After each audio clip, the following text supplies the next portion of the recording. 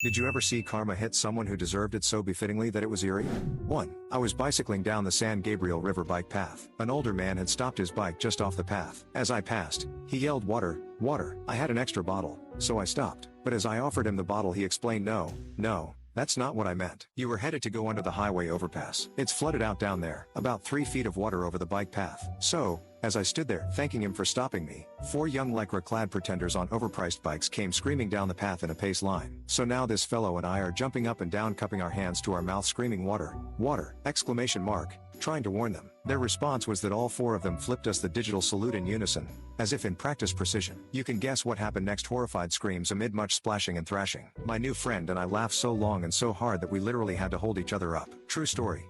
2. My dog accidentally ran out to the street and barked at a couple walking their dog. I immediately was running out after him and apologized. The lady snottily said, "Your dog's supposed to be on a leash." Again, I apologized. Right then, their dog slipped out of his collar and started running down the street. Of course I said, "Your dog's supposed to be on a leash." She walked off after her dog and the husband, and I started laughing.